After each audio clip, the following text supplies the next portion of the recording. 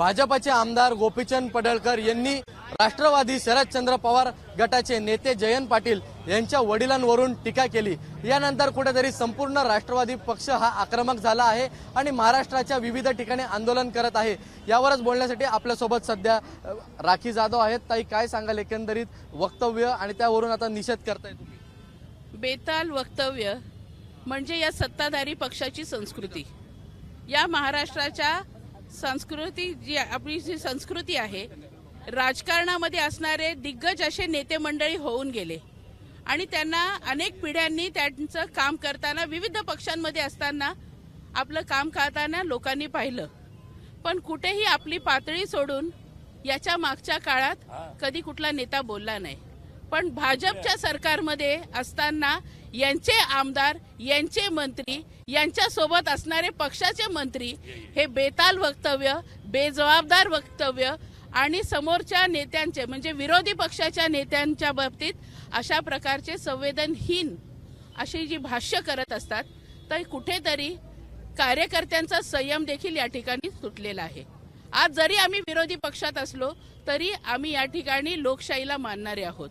आम्ही कुठेतरी आपल्या जबाबदाऱ्या समजून या शहराचे नागरिक म्हणून आपण इतरांना त्रास होऊ नये, त्याचबरोबर व्यक्त होण्याची देखील आम्हाला संधी आहे, पण या सरकारमध्ये आज आपण व्यक्त देखील होऊ शकत नाही।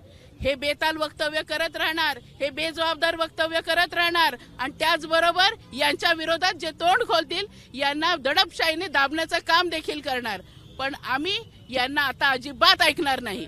या मुंबई शहरामध्ये राष्ट्रवादी काँग्रेस पार्टी शरदचंद्र पवार पक्षाचा प्रत्येक कार्यकर्ता यांना रस्त्यावर उतरून जाब विचारल्याशिवाय राहणार नाही, हे या ठिकाणी आपल्या माध्यमातून आम्ही या सत्ताधारी पक्षाला सांगू इच्छितो। असेल तर जर राजाराम बापू पाटील यांच्यावरती जे टीका केली म्हणजे जयंत पाटील यांच्या वडिलांवरती, काय सांगाल? हे पहा,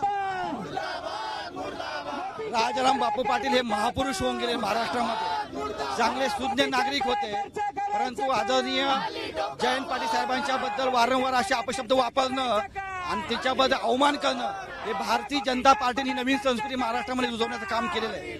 आम्हाला त्यांना प्रश्न आहे, आदरणीय काल पवार साहेबांनी काल त्यांना सांगितलं तरी पण देखील त्यांनी माफी मागितली नाही।